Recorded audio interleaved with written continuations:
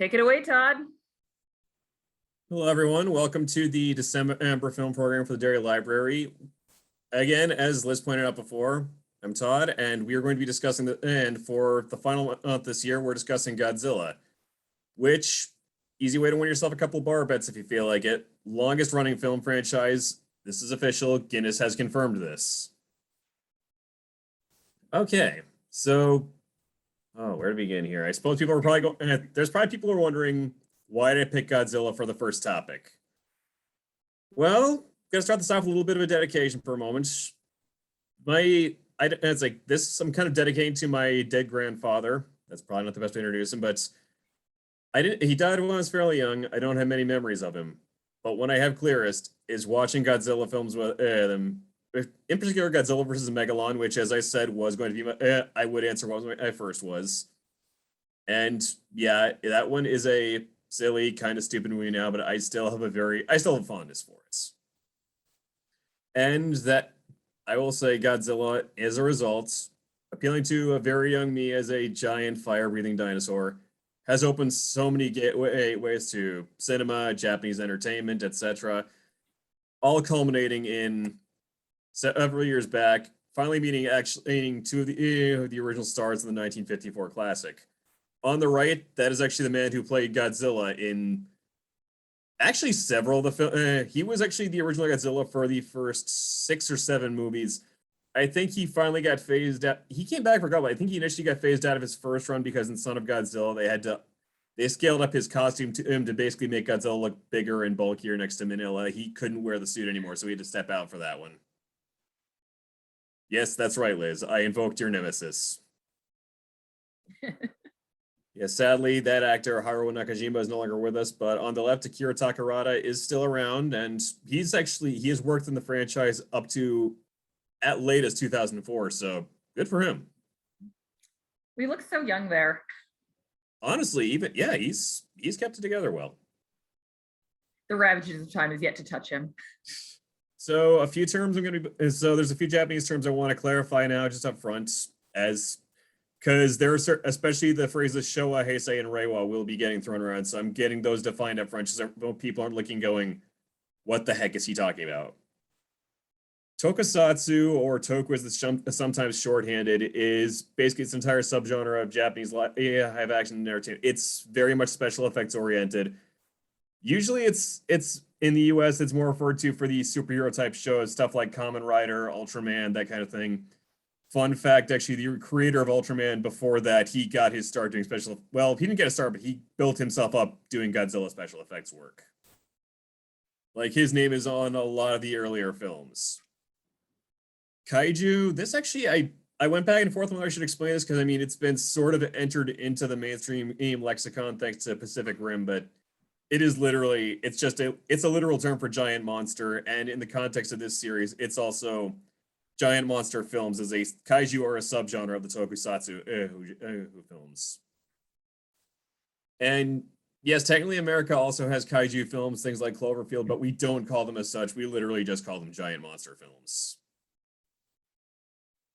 Now, the final 3 terms, they're particular terms which will encompass as far as time periods in the franchise. The Showa era refers to, it's a period of Japanese history for the reign of Emperor Hirohito, aka Emperor Showa, which, as you can see listed here, for his ascension December 25th, 1926, to his death in 1989. Subsequently, it went on to the Heisei era and Emperor Akihito, which likewise carried on until just past 2 years ago, when in 2019, Emperor Naruhito took over for the Reiwa era.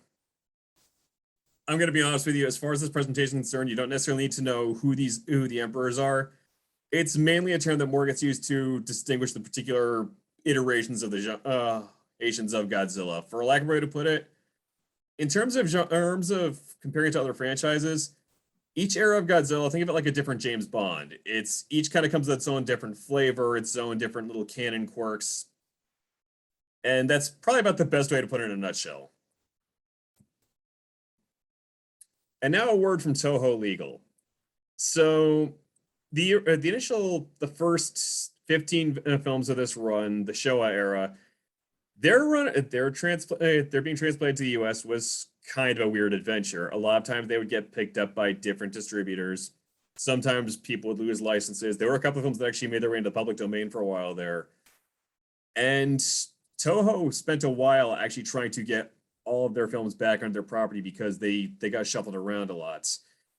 As a result, they become very protective of their IP, which, I mean, this isn't necessarily an uncommon thing. Probably the most famous other stories of this is Hayao Miyazaki. After the first few runs of Studio Ghibli films got over here, he became intensely protective of what distributors would do with his films, which, if you've ever read up on Warriors of the Wind, you'll understand why that was.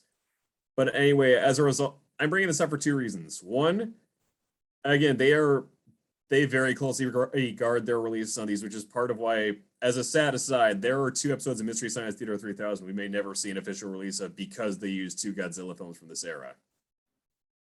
And I'm also saying this because there were several video clips I wanted to use in this presentation. There are a couple I will recommend seeking out on your own, but I didn't want the Dairy Library to get pinched on a copyright suit because I put up something which Toho looked and went, "That's our property, shut this down." Thank you.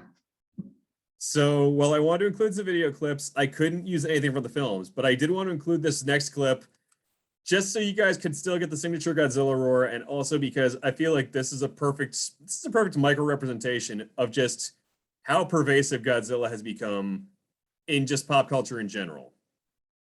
Ladies and gentlemen, I give you Lard Lad. I got your donut, Lard Lad, and what are you gonna do about it?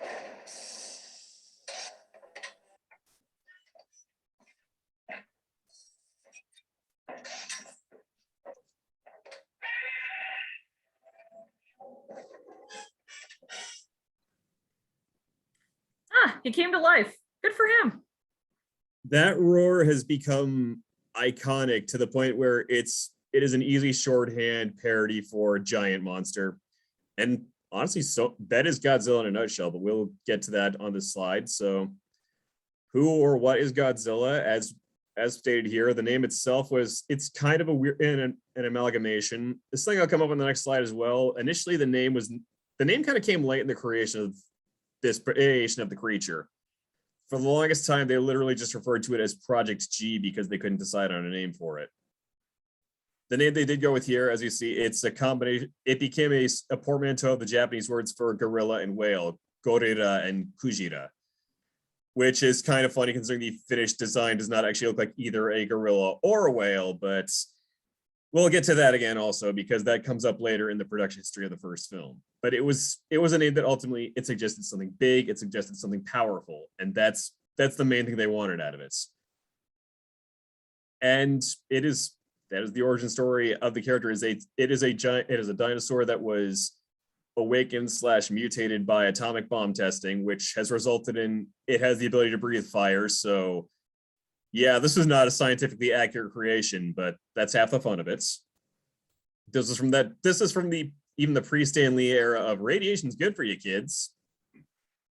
And since then, Godzilla has gone on to be, besides having the longest running franchise run in film history to this point, he is one of the most universally recognized Japanese characters of pop culture, to the point where even if you've never seen a Godzilla film, you'd say Godzilla to someone, there's a good chance they're going to know what you're talking about.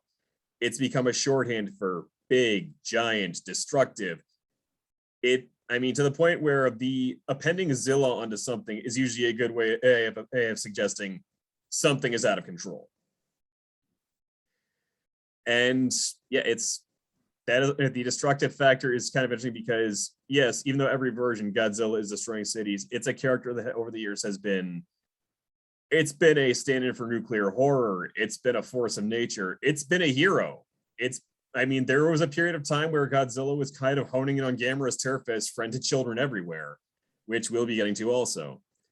It is a character that's been interpreted and reinterpreted, and in one weird case, kind of seen as the spiritual. There was a case during like the 2000s run where it was seen as the embodiment of the World War II, of the dead from the Pacific War, both Japanese and Allies. It's a very long, very complicated origin story for what, at its core, and what appeals to everyone, it is a giant radioactive dinosaur. Everyone kind of sees something they love it, and that's half the appeal of it, to the point where as you're seeing here, because it was so because this character is so beloved and feared, and in some circles feared, he was the Shinjuku official tourism mascot as of 2015. We're going to get into more of that fame as we go on, because it's a lot and I didn't want to front load it all here. So the first film, which admittedly for all that talk about it's a very beloved popular character, the first film is fairly dour, but we'll get to that afterwards. The first film, and what will become a long-running tradition of the series, started out of the ashes of several other failed projects. Because at the time, Toho had been trying to do a film called In the Shadow of Glory, which was going to be, it was a story that would take place basically in the aftermath of Japan's occupation of Indonesia. The reason that fell through is because Indonesia looked and went, you want to make a movie here about what you were doing here during the war? We don't like this idea. We're not on board with this. We're not doing it. So they basically had to pack that up because Indonesia was not going to give them permission to film in Jakarta for that. And at first they were like, okay, our project's shot. What are we going to do now? One of their producers on a flight saw the Ray Harryhausen film Beast from 20,000 Fathoms, and that gave them the idea. That's actually where the dinosaur aspect first came in, was they saw us and went, what if we do something like this? And so they talked about doing their own dinosaur movie, which, and again, Project G was just the shorthand for the name came later into the project because they still weren't sure what to do with it. The final piece of the puzzle, a fairly grim little piece of Japanese history, is what's referred to as the Lucky Dragon number 5 incident. This is in reference to a fishing boat called the Lucky Dragon number 5 that was, they were actually, people would find out after the fact, they were actually one of several fishing boats that were out in the waters near here, the Bikini Atoll area, when the America was testing doing their Castle Bravo atomic bomb tests. They got caught up in nuclear fallout, and the entire crew, and again, this was one of several ships that got this. They were just the most well-known publicized of it. They were exposed to the fallout from that. They all got acute radiation symptoms, and actually they then got hepatitis during treatment and so funny fact, it's like, well, not that funny actually, but one of the crew members, thankfully only one of the crew members died, although it was in relation to the hepatitis rather than the radiation. But yeah, it was still enough where this got people's attention, because this was raising the question of what is this stuff doing to us? And there was questions of fishing supplies were tainted because it's like the fish were radioactive, they couldn't be eaten, crews were being endangered. And actually, this for anybody who's seen the film, in the original film, this becomes the first scene of the movie: is a fishing boat is attacked by Godzilla, which of course then goes into the first film. And despite how silly this poster looks, it's a fairly somber film. Like yes, you've got some of the 50s effects work, but they very much take the idea of Godzilla as standard for the atomic bomb seriously. And this is another one where I kind of regret that I couldn't use clips, because the famous scene of Godzilla rampaging through Tokyo it's honestly kind of, I won't say it's necessarily hard to watch per se, but it is kind of surprising for, if you're going expecting a silly film, it takes the death and destruction, it takes it fairly seriously, to the point where there is actually a scene afterwards, which the first time I saw this as a kid, I'd seen a lot of the Godzilla versus films before this. So the first time I saw this, and it's showing like the hospital afterwards with all the dead and dying from his rampage, that was like being told, yeah, Santa Claus killed a man.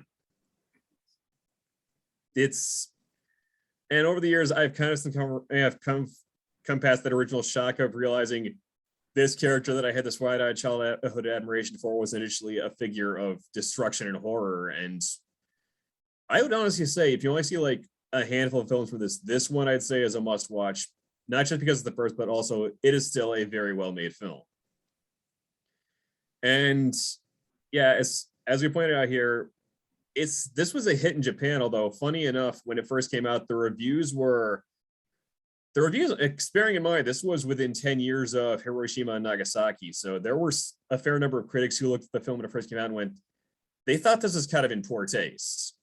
And it's one of those where, again, when you watch the film, you can kind of see why. It's the scenes of destruction, there is a definite influence from the atomic bombings in them. It's not to the level of, say, if you saw the Atomic Cinema presentation earlier this year, it's not the level of, say, the clips from Barefoot Gen that were in that, but it is still, you see people getting caught up in Godzilla's flame breath. You see buildings collapsing.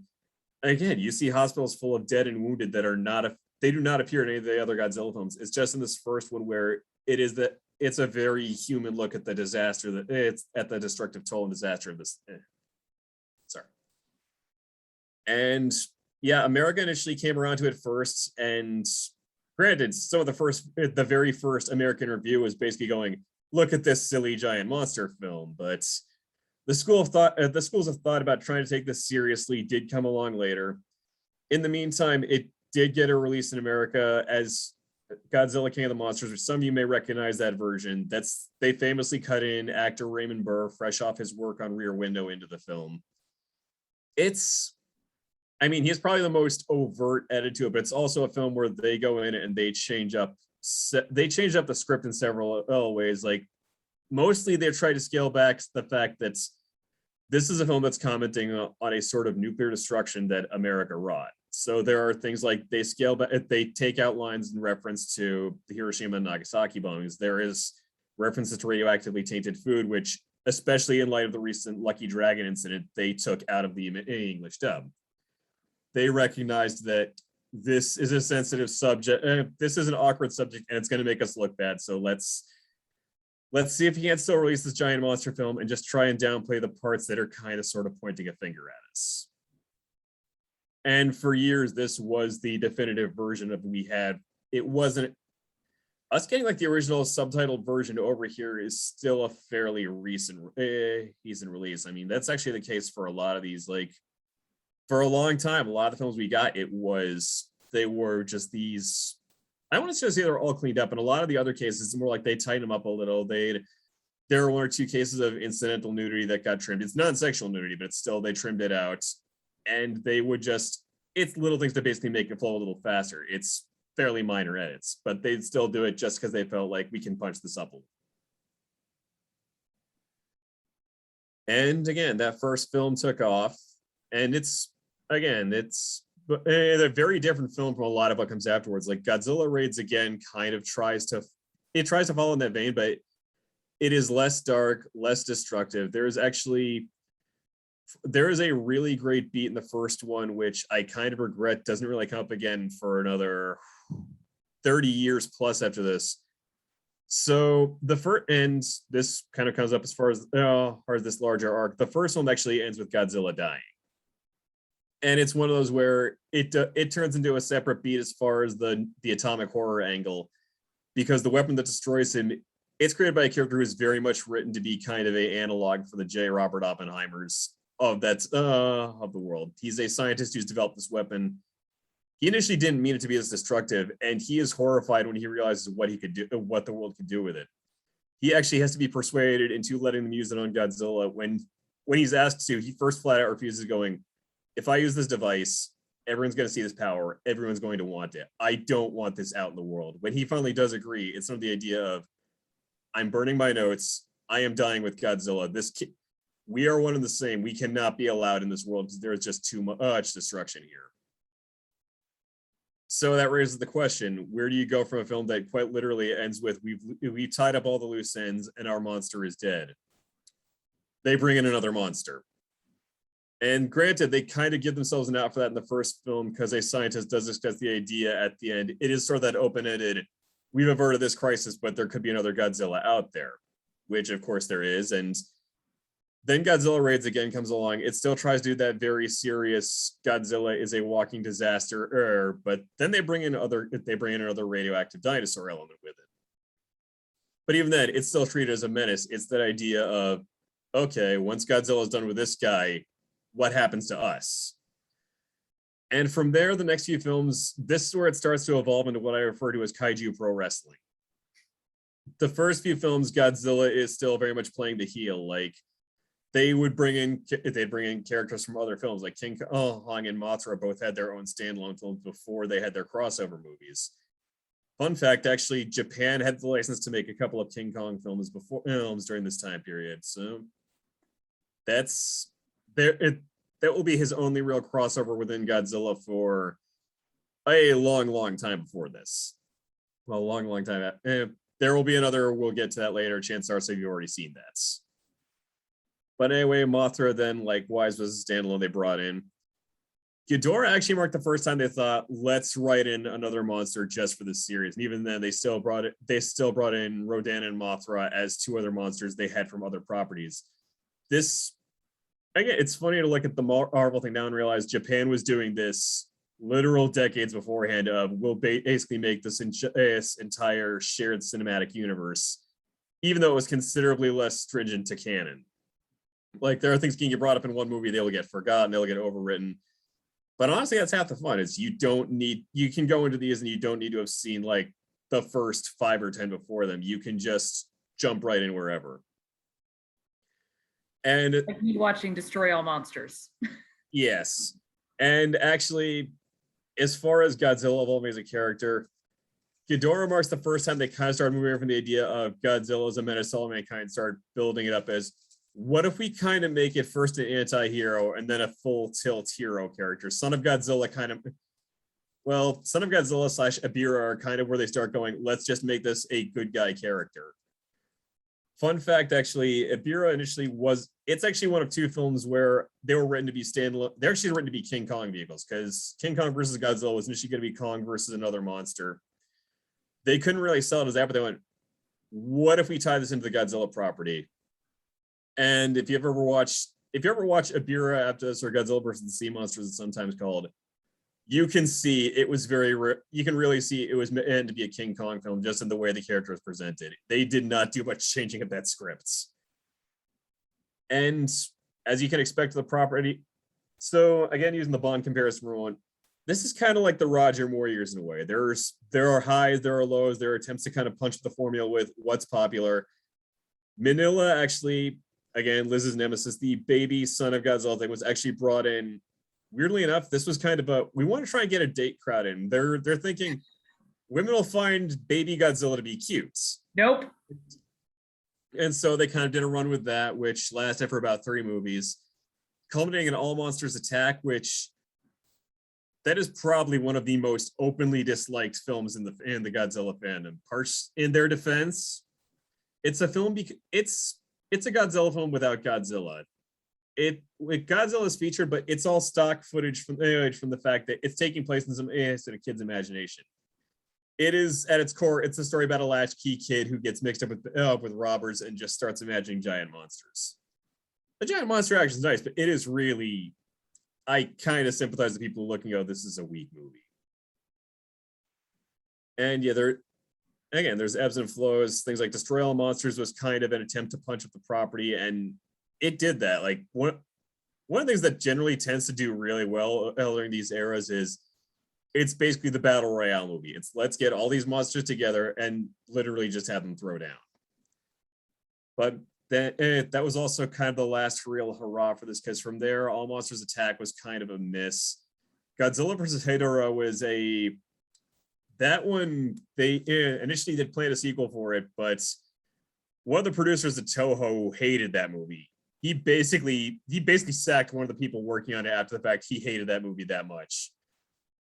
Gigan was kind of a step back, but even then it was like this came after they went through like 5 different other movies before it, because this is a property that is.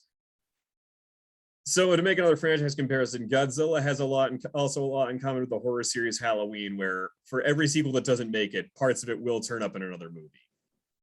It's very big on recycling in a way, which sort of makes it ironic that their Godzilla vs. Hedorah, which is probably their most overtly environmentalist movie, was considered a dud.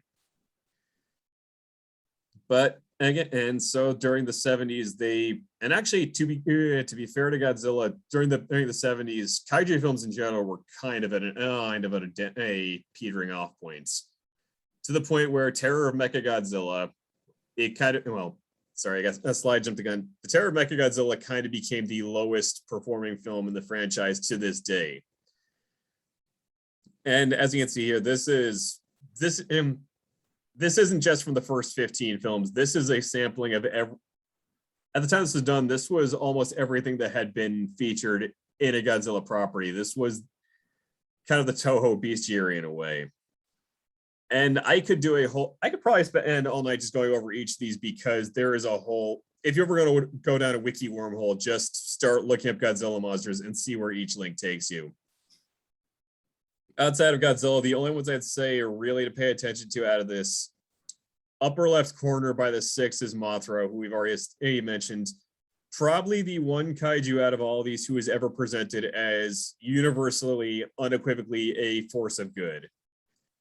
At least in these movies, I have not seen enough of the Mothra standalone films to say if that maintains over there. On the right between the R and the S is Rodan, who, again, to use Kaiju Pro Wrestling, that's probably the closest thing Godzilla has to a tag team partner throughout the Showa era. And in the middle there, the three-headed King Ghidorah, who, again, to use wrestling terminology, is pretty consistent, with the exception of one film, is consistently treated as the heel of this series. He is the heavy, he is the bad guy, he is the one that they keep coming back to. And for the most part, for good reason. There are one or two films that are a little hit and miss, but he's a dependable villain. Now, as you said, during the back end of the Showa era, things did start losing steam. And again, this wasn't just Godzilla. It was kaiju films were not doing that well overall. And Terror of Mechagodzilla is still considered the lowest turnout of any film in the series, which is kind of funny considering, again, it's the punchline of Mechagodzilla is a fairly popular character now. Meanwhile, All Monsters Attack is a film that is so thoroughly hated. One of the monsters in it has never been featured in another Godzilla film again. Like, they recycled the suit in a couple of superhero shows as like a one-off villain, but that is how relegated that film is. That's how kind of exiled that film's become compared to Mechagodzilla, who is a character they keep bringing back, despite that low turnouts. But they weren't really necessarily going to say Godzilla is dead, but they were going, we're not going to keep turning out these films that are just not going to hit. So here's what we're going to do. We're going to put it on hold for a while. We're going to take kind of see what works, see what doesn't work. And so they just kind of kept in a holding pattern. At least until the 1980s. And this is kind of one of those other interesting aspects that comes up with Godzilla is over the years, as the nuclear threats have changed, it's kind of also affected how Godzilla has been treated. So yeah, this is coming off the back end of 3 Mile Island, and it's like 3 Mile Island, Chernobyl. It was kind of the new Godzilla, and it had them going, let's go back to what if we make him a radioactive menace? And stick a pin in part of that because we'll be coming back to that at the end of the Heisei era, but one step at a time. This is another one of those where, again, you want to compare it to a franchise, it's the Halloween effect of, we're just going to ignore a lot of the films that came before this. We're going to reset the clock. We're going to acknowledge the 1954 original, and that's it. Interestingly enough, this is actually, they even then kind of do a callback again to the Lucky Dragon #5 incident, with a scene which, it's probably one of the most overtly horror moments I have seen in any of these films, which, added to the fact that the director was a fan of John Carpenter's The Thing, I was watching this and going, this scene looks way too much like the Norwegian base in that film. Not in a bad way, but not something I expected to see in a Godzilla film. But it goes back to the idea of Godzilla as a force of destruction, and it also works in a subplot involving nuclear brinkmanship. It's the question of, you're bringing this character back in the 1980s, and now you have America and the Soviet Union looking, going, there is a giant radioactive monster out there. What are we going to do about this? And that actually kind of goes with the point of the Godzilla 1985 cuts. Now, this also kind of serves as a callback to earlier this year, because this is a cut that's hard to find now, although that's purely because of a rights issue. We'll get to that in a sec. They went through a few iterations of trying to bring this over here. The first version they tried to do was they tried to redub it as a comedy, so we can thank Raymond Burr for that fact that did not happen, because from the start they decided we want to try and tie this back to King of the Monsters, so let's get Raymond Burr back. Raymond Burr, just for being a very stone-faced, serious actor, he actually took the original Godzilla seriously, to the point where when they pitched him the idea of we're going to do this as a comedy, he essentially told them, I'm not going to be a part of this. You either have me on board, you play it seriously, or you have your comedy. I'm not going to do this. And there's actually a great story about the fact that during production, New World also tried to do a product placement, because they had a deal going with Dr. Pepper, so they were like, okay, what if we have a scene of Raymond Burr drinking a Dr. Pepper? A producer famously asked him about this and was then quoted as saying, Burr didn't say anything. He just gave me that sour look he famously has, and that was it. That was all I had to say. It's like, no deal. We're not doing this. Now, there's also a Justice 56's version kind of punched up they kind of changed the script to walk away some of the thornier stuff politically. This version this does that as well, although it kind of goes in the opposite direction. Like I said, there's a subplot in this movie involving the American and Soviet forces and their response to Godzilla. In the original Japanese version, it leads to each side essentially going to the Japanese government going, give us permission to use nuclear weapons on this thing. And ultimately they get talked down by it in a scene the scene is ultimately cut out of the 85 Cup, which is a shame because it's a genuinely good scene where it cuts back to some of the Japanese government officials after that meeting going, so what did you tell them? And he just flat out says, I asked both sides, okay, you use nuclear weapons on Godzilla now, fine. What happens if another Godzilla turns up tomorrow in New York or Moscow? What are you going to do then? And that kind of got the point across of, we can't just keep lobbing nukes at this thing. But then it turns into a whole subplot where Godzilla attacks a ship that actually has the launch controls for the Soviet nuclear weapons platform on it. And in the Japanese version, the commander is trying to stop the weapon from going off. Like he genuinely, it's like there's a scene of him dying trying to stop this missile from activating.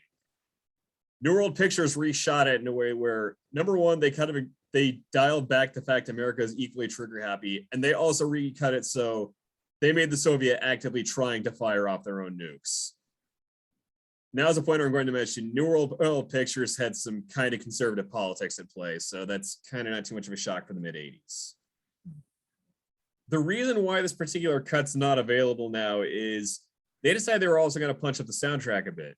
This led to them taking several cues from one of their other movies, DEFCON 4, which then created a problem because now it means anytime anybody wanted to try and get this cut, they don't just have to go through Toho. They need to go through World Pictures, so they need to get the music rights for that version as well. So no one has really tried to release this since it was on VHS, to the best of my knowledge. I mean, that could change at this point. Janus Pictures owns the rights to this, so if they decide they're going to do a release for Criterion, they may actually try and pay out the money to get those rights, but no guarantees. And from here, Return of Godzilla, with the new start, they decided it was a success. They went, we're going to keep going with this. And yes, I realized from the numbers I said at the start, the Showa and Heisei era numbers don't really line up with what are the actual Showa and Heisei eras in the Japanese calendar. Largely, those terms are more used for it's where the bulk of the franchise is taking place rather than where it officially stops and starts. And this time around, they kind of went with a little bit more of a tighter continuity. There are certain elements that carry over between the films besides just Godzilla. Like there is from Biollante on, there's a psychic research institute that becomes a recurring thing. The later films in the era have a special government institution that is expressly there to oppose and try to stop Godzilla. And that is, as you noted here, Godzilla versus Mechagodzilla 2, it's not related to the original. There is, outside of falling up in the 54, everything here is it's part of its own contained timeline. Even though it's like, and they brought the reason they brought back Ghidorah and Mothra was because initially they were thinking, let's try this with a whole bunch of new monsters. Biollante was not that big a hit at the box office, which is a shame. It is an interesting film, but it just Japanese viewers weren't having it. So okay, let's bring back some classics. And overall, this is not a bad era. It's even though I think Godzilla vs. King Ghidorah is kind of the weakest film, everything in this era is still pretty watchable. The effects work great. There are some interesting kind of updates on thematically. They touch on more subjects like Biollante, for example, goes into the idea of doing like bioweapons research.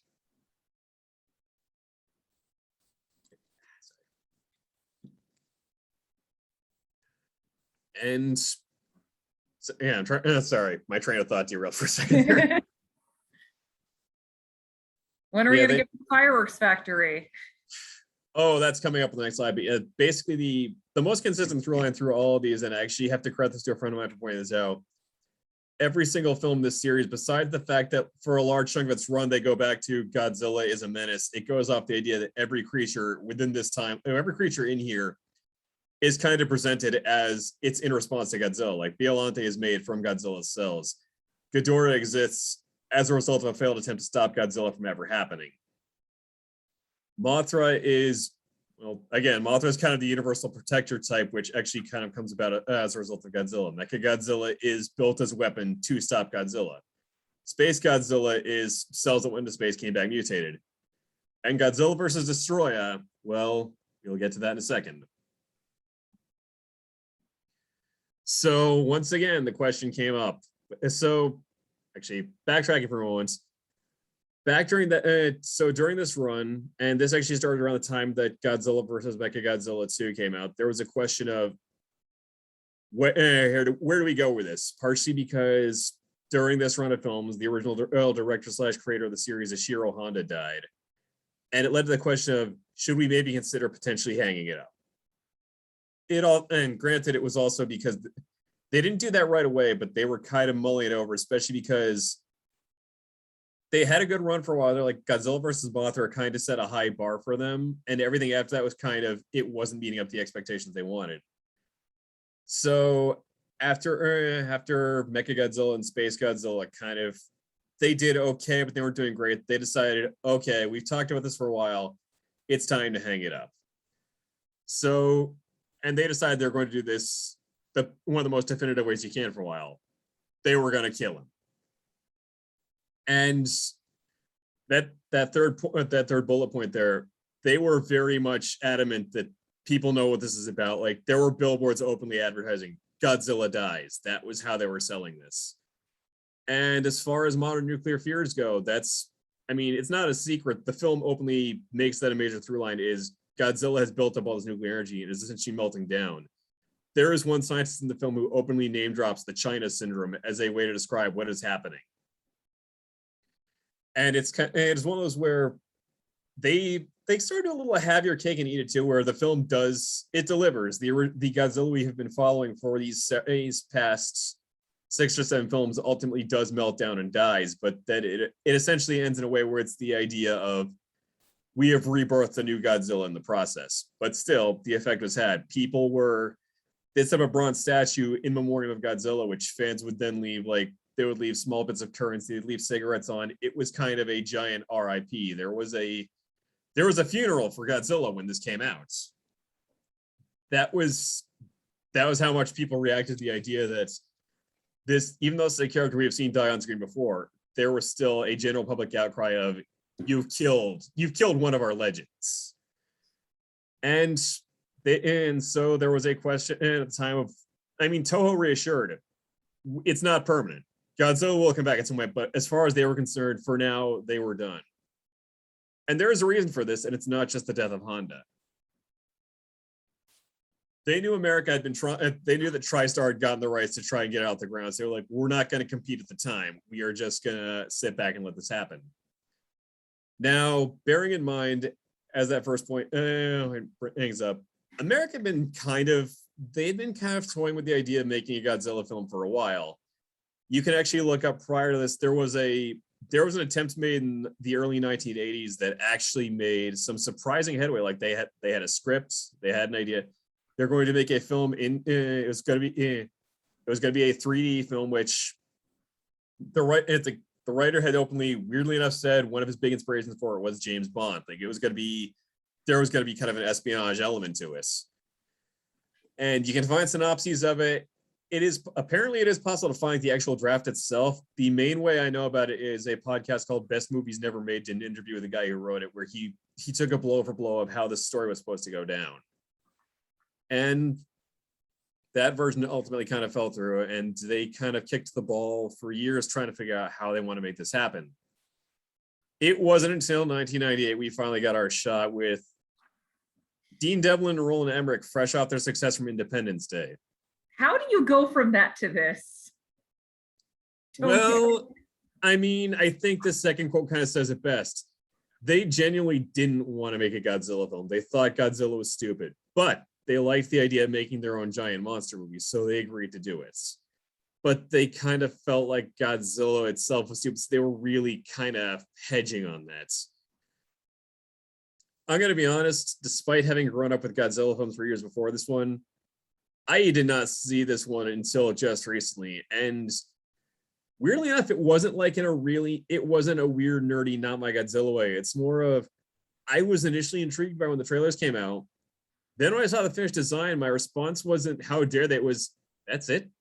It's a T-Rex. It was the Larry David shrug. It was like all the enthusiasm just left. That I then found out I wasn't missing much was kind of reassuring. No.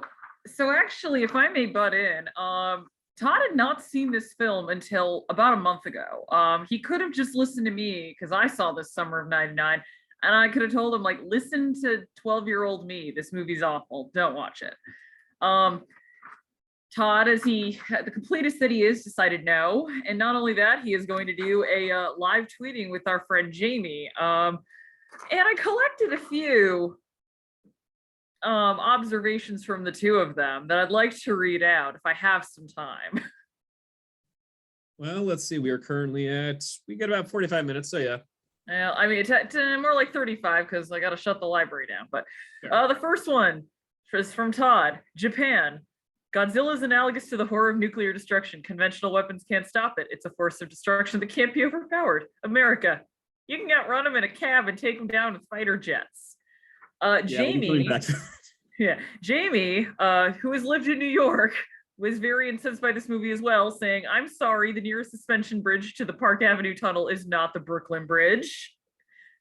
She also noted, I'd forgotten how hilarious it is that their method of getting through the horde of mini Godzillas, and then she puts in parentheses, I refuse to call them baby Godzilla because poor Manila does not deserve this. Yes, it does. Yes, Manila does. Manila's terrible. Just to make them briefly jump back and then make them run through it again. Another Jamie, New York observation.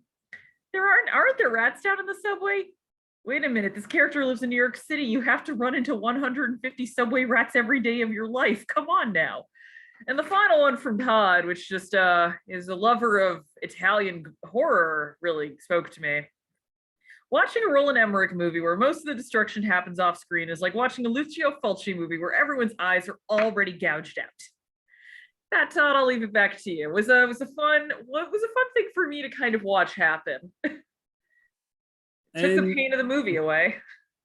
This is one of those where I know Liz had warned me up front that it was the question of which American Godzilla was I going to feel more burned by it. And honestly, I have issues with 2014 we'll come back to it. I think Emmerich's Godzilla is kind of worse just because, number one, it's not a good Godzilla film. Number two, it's also just not a good film in general. It's bloated, it's unwieldy, and Matthew Broderick has no real reason to be in the movie beyond the fact that they went, okay, we're making a Godzilla film, so I suppose you have some radiation lip service. And it is especially surprising because this was them coming off of Independence Day, a movie which at like 2 hours, 10 minutes, it has a bigger scope, it's a bigger cast, but it also has a much tighter script. This has a fraction of the characters, it has a much smaller setting, but it is a flabby movie. Like there is just so much. There's also the Siskel and Ebert insult in there. Oh too. yes, it is.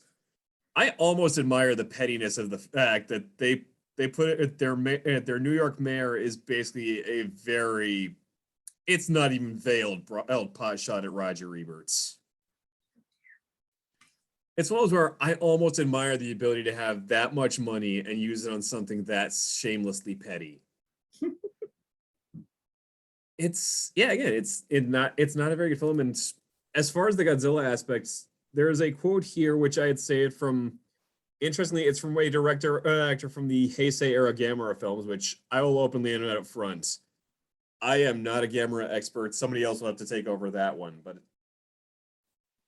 he kind of put it best. I always felt a little strange about America's approach to kaiju. American kaiju films almost always have his focus on the weapons that work.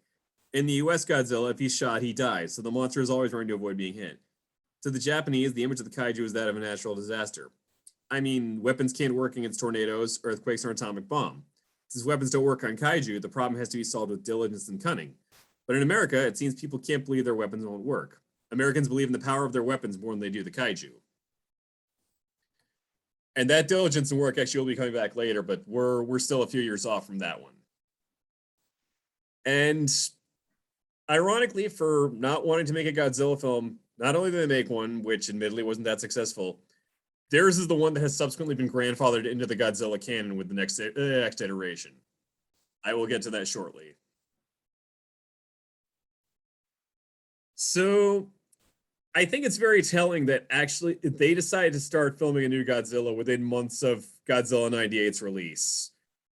I feel like that was one of those they read the room and decided, okay, because initially they were going to wait a while. Then they decided, okay, we got to get this thing back up on its feet. And this is, and once again, they took the cue of we're gonna go back to basics. Though this time around, it's a little weird because even compared to the rest of what's about to come out of this particular iteration, this is sort of its own movie. It uses 54 as a baseline. It introduces the idea of Godzilla as sort of this force of nature that's it's the question of, do we stop this thing? Do we survive this thing? But otherwise, yeah, they don't really take anything much from any of their films. It is literally just, this is Godzilla. He's a thing. How do we deal with him? And this also marked something which we hadn't really seen much during the, they kind of do a callback to the Showa era where we're getting into more the loftier, outlandish sci-fi stuff. Like this film involves alien invaders that got found and sleeping at the bottom of the ocean. Admittedly, it's a bit different. It's a bit of a change up from the fact that most of the aliens of the previous era were literally just, it's a human in a suit. And overall, it's a fun movie. It's not I won't say it's like one of the all-time best, but just as a good sort of test bed for we're kind of reinventing the wheel. It's a fun giant monster go smash movie. And from there, they used that to kick off the Millennium Era, which once again, where Heisei had a bit more of a kind of a streamlined continuity. Each of these films, it's kind of, well, sort of, they're mostly meant to be standalone. There is a mini arc out of Godzilla against Mechagodzilla, Tokyo SOS, and to a lesser extent Final Wars, but each one is kind of meant to be back to its own. You can watch this wherever. You don't need to worry about what came before it. Which isn't to say you couldn't watch the Heisei ones on their own and not still enjoy yourself, but they were definitely meant to have a bit more of a narrative through line to them than these did. And going back to the question of how does this tie into the 98 Godzilla, they first kind of sneak in as a little, it snuck in as a passing line in the third movie, Giant Monsters All Out Attack, where they have a Japanese officer lecturing his soldiers about the idea that Godzilla was just the beginning. We now have all these other monster sightings throughout the world. He mentions a monster was sighted in New York at the end of the last century. It then cuts to two soldiers listening. That was Godzilla, right? The Americans say it was. Japan doesn't.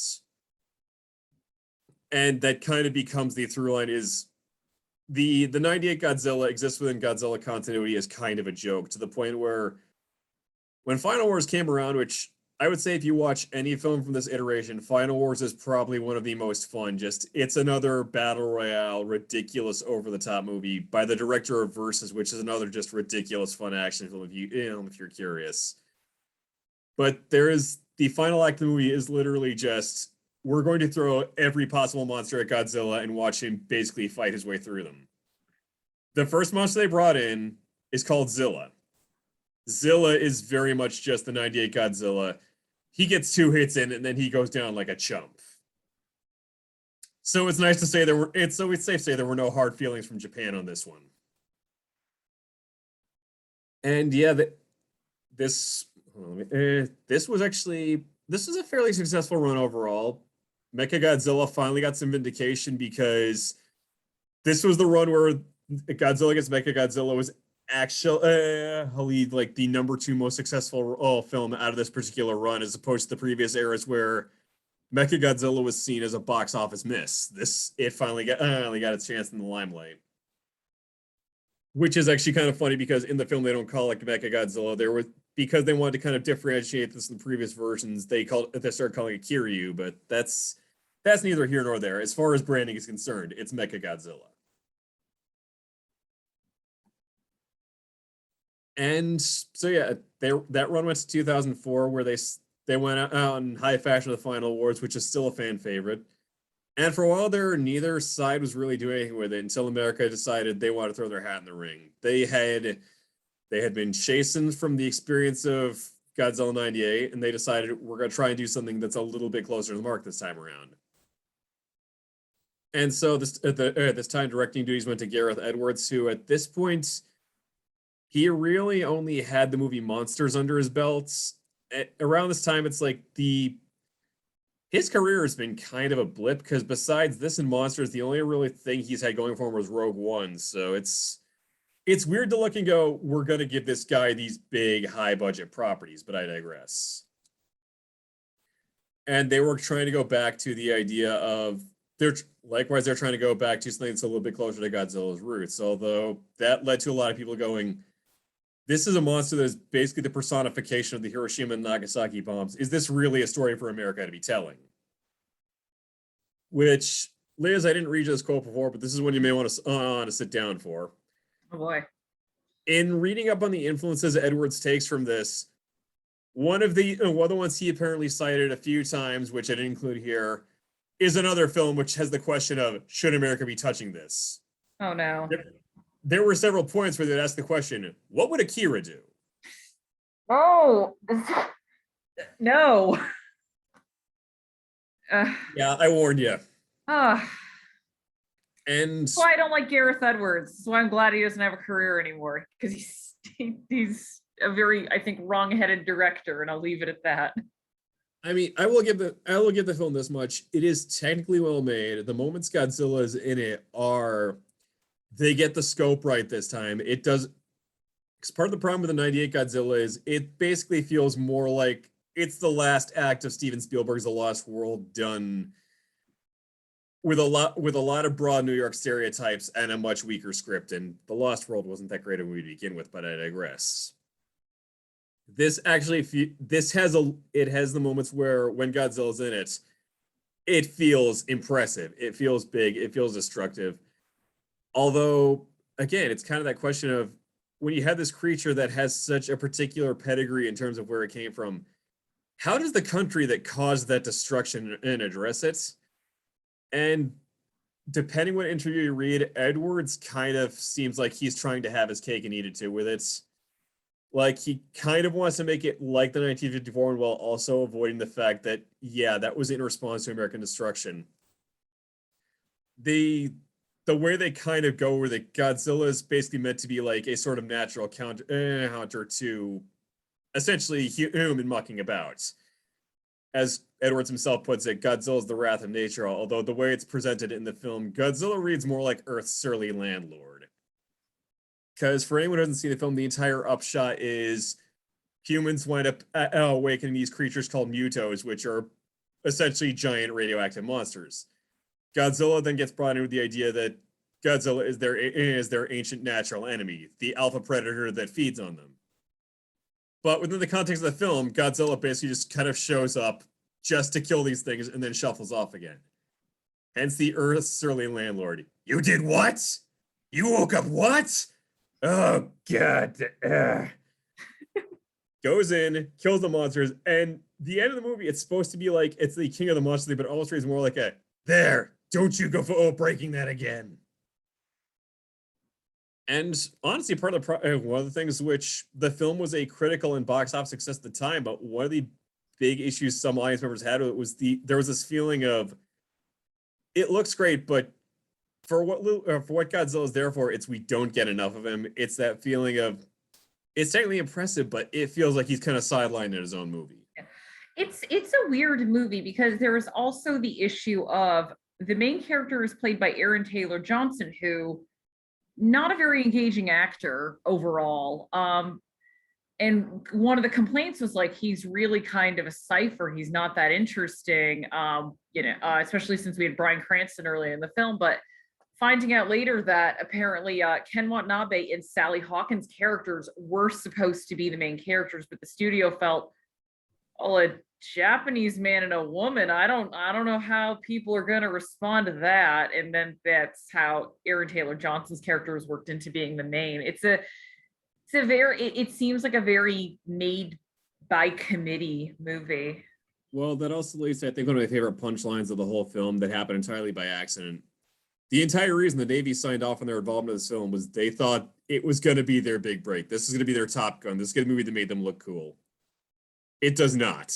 The film makes them look like bumbling screw-ups to the point where the famous "let them fight" scene is basically just Serizawa telling them, just stop it. Look, let the kaiju sort it out. Just stop trying. And yeah, there were two quotes in particular I want to highlight for this. There is the one here from one of the Godzilla scholars, Ed Gozuski, who, as he put it, the problem is any attempt to address the nuclear issue, it's purely lip service. It doesn't really add anything to the film, and if anything, makes nuclear weapons look good. The other was from another well-known figure within like the Godzilla fandom, William Tsutsui, who one of his issues as far as how Godzilla is characterized is let me find the exact quote here for a second. He basically kind of feels like in Americanizing it, they kind of take away a lot of what makes Godzilla unique. In the 28 films made by Toho, Godzilla is unmistakably identified as one of the Japanese. Or as he puts it, ware Nihonjin, we Japanese. After liberating San Francisco from the spawning Mutos, Godzilla is thus crowned as the defender of the United States. Which, again, given the origins of this franchise, that's a really thorny path to try and send your franchise down. We got about 15 minutes. Okay, so we're coming into the final stretch now. So 2 years later, Japan decides they're ready to get back into the ring. And I'm going to be honest, out of the films, this is one of those other where I'd say, if you are curious, this is one to seek out. It is in the Library Network. Shin Godzilla was basically, again, there was them looking going, it's a new era, let's try and get a new Godzilla. And this is actually one of those rare times where I say there is a case to be made for having fanboys direct your film, because this was the brainchild of Hideki Anno, who most Americans know for his work on the series Neon Genesis Evangelion. But he's also kind of said, like, this is one of those projects he's wanted to work with for years. He initially was reluctant to, he was having personal issues. He finally decided he wanted to go ahead with it. And once again, it's Godzilla reflecting modern nuclear fears. This, when you watch the film, you can see it very clearly. This is heavily inspired by Fukushima in a way that they kind of touched on it in the 2014 one. I feel like this film, it grabs it by the horns head on. Like Godzilla in this version, when they first introduce it, it's not recognizable. It's this shambling on all fours monstrosity that's crawling through the and shedding off radioactive material before it finally turns into what we see on the poster here. Which, in a way, as far as reflecting Fukushima, that is a good way to do it. It's the idea of this problem keeps getting worse, and how do we respond to it? And instead of being a rah-rah military attempt, the human cast in this, they're all civic workers who are looking, going, contain the disaster. We can't kill this thing, but we have to at least try and stop it from getting worse. It's one, besides the anti-nuclear aspect, it's also one where it's a film that's very critical of government bureaucracy. Like, half the reason it gets as bad as it does is because of their hands are tied by so much red tape for a good chunk of the first half of the film that when it finally comes around, when the third act rolls around, it is literally, okay, we're going past all the normal hurdles. We're pooling with these other countries. We are getting this thing contained here and now. It is, honestly, it's visually, it's probably one of the best films in the series. It's well edited, well shot. Anno has a great eye for doing this. His version of Godzilla is genuinely horrifying. One clip I genuinely would recommend looking up on YouTube, and I regret that I couldn't use it here, is the first time Godzilla deploys its fire breath, and it's impressive. The film was a huge hit over there, and yeah, as you can see at the bottom, it was a sweep of the Japanese Academy Awards. It got several other nominations. It won a bunch of technical awards, and it was deemed Picture of the Year and got Anno and his co-director Shin Higuchi Best Director. So where do they go from there? So far, nothing else has been done in this particular iteration. But Japan has now gone into the Reiwa era. It feels like they're kind of going in a direction of, we are going to kind of make each thing its own contained story. after Shin Godzilla, they put together a series of 3 animated films that have been released through Netflix over here. I'm admittedly kind of on the fence with these. I like the idea they're going for, but the problem is it's a film where it feels like it's high on concept, light on actual. It's high on concept, but it's a concept that sort of feels like Godzilla takes a back seat. Like it's taking place in a far-flung future where essentially kaiju overrun the Earth. Humans are driven off of it, and they are basically allied with 2 alien races for a while. They eventually decide we have to go back. We have to try and retake Earth from this monster. And then it turns into a whole bunch of intrigue between the humans, the 2 different alien groups, as they're trying to figure out how do we stop Godzilla. And like 2014 Godzilla, when the monster is on screen, it's impressive. There is, even though it's animated, it gets the weight, the scale, the majesty of Godzilla down in a way where it's stunning to look at. But the problem is a lot of the rest of the time it's got great concepts, but the characters just don't make it that interesting. I don't know. I may give this trilogy another go at some point, but as it was this time out, it was kind of, I'm hoping where they go from here is not based off this. I know they did a TV series as well called Singularity Point. I don't think it's related to this film. I would still need to look into that. I was sticking to just the films for this because if I went into the Godzilla TV universe, oh, that's a ridiculous, that is a whole lot right there. Yeah, we'd be here all night. I would probably need another 6 months of research for that. But yeah, Japan is not, it's like, Japan is still going to be continuing from here, although they haven't really had any set plans. But meanwhile, likewise, America has been continuing on as well. This marks a first, because as I said before, part of the reason Japan hung it up at the last time was they were looking going, America's doing a Godzilla, we don't need to now. This is the first time where they've actually stopped and asked the question, why don't we have 2 separate continuities? Why don't they have their Godzilla and we have ours?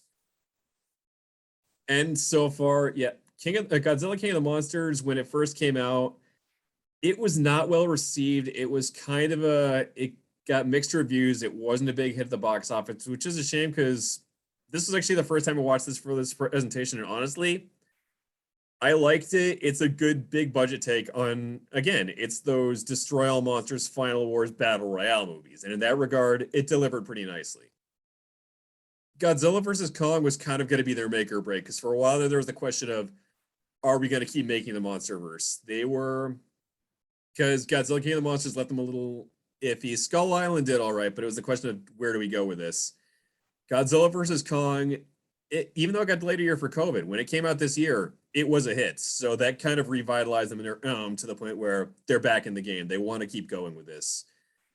So now we are living in an era where there's 2 separate Godzillas going. This one's going to have a continued continuity. And it looks like the Reiwa, they're going to kind of go off of, we're just going to have each be its own little standalone story and we're not really going to have a through line. But honestly, I'm okay with that. If they can get more highs like Shin Godzilla, I personally welcome that. But as it stands, neither has really announced what their next project is going to be yet, but both sides have said, we are going to continue. And so that brings us to the end of the presentation. Do we have any questions, comments? You can either ask them aloud or put them in the chat.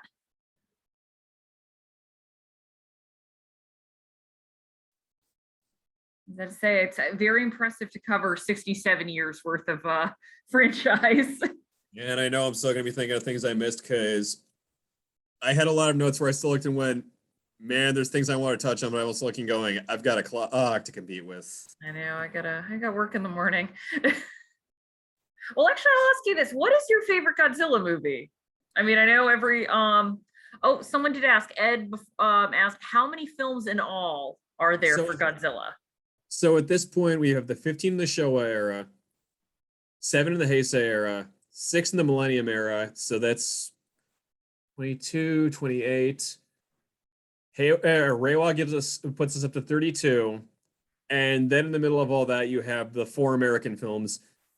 And this is before you get into things like the King of the Monsters edit, so I didn't mention this before, there's another kind of quote unquote lost Godzilla film where in 1977, Italy decided to do their own kind of recut, colorized version of the original Godzilla, where they cut in footage from other monster films. I don't think it was officially sanctioned, and as a result, it is very hard to find out outside of bootlegs. It's like I only Italian actually- Spider-Man. I only actually found out about it entirely by accident, just from looking up what the actors because so the Japanese era, they will have actors who will appear within several of the films, but in different roles. And in this case, it was one of the Kurosawa regulars, Shimura Takashi. I spotted another film. I was looking up his filmography. I went 77. I didn't think there was a Godzilla film from that era. And digging it, then realized, oh, it's archival footage because this is literally just a unofficial recut of the first film.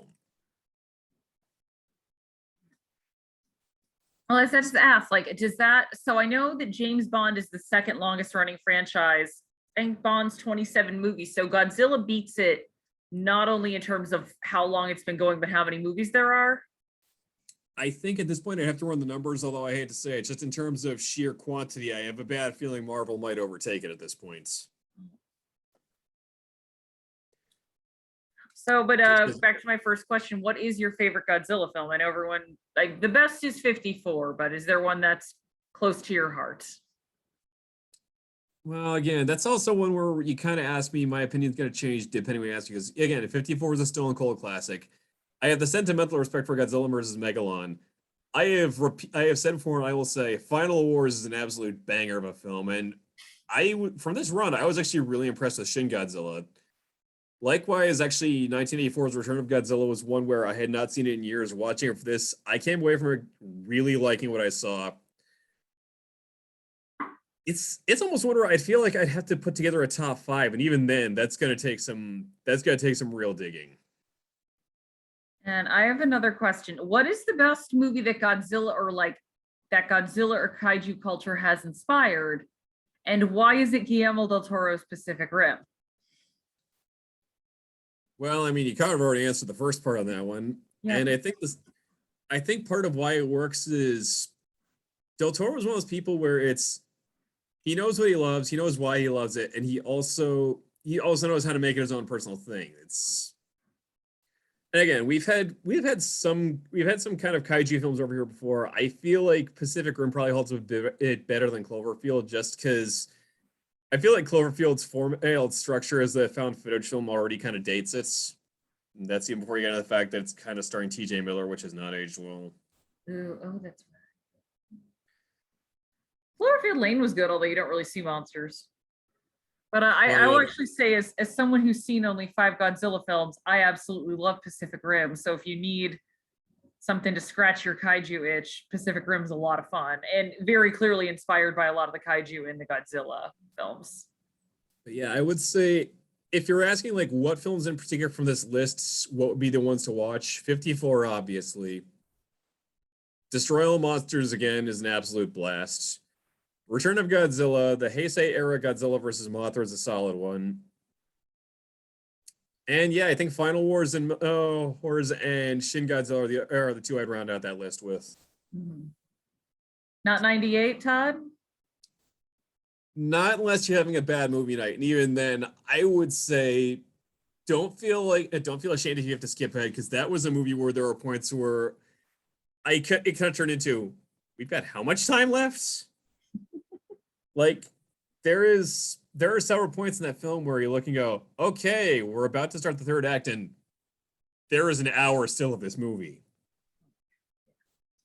It's just not a well-done movie. I don't agree thematically with 2014, but at least it's a movie. Alrighty, does anyone have any more questions? No, I also saw someone in the chat to give a shout out to Final Wars, so you're vindicated in that opinion. But if that is the case, I would like to thank everyone for coming. If you know anyone who wanted to watch this and missed it, it is going to be available on the library's YouTube channel. And to everyone, thank you. Thank you for coming, and I hope everyone has a good holiday and a good new year, and we will see you in January for Midnight Movies. Happy holidays, everyone. All right.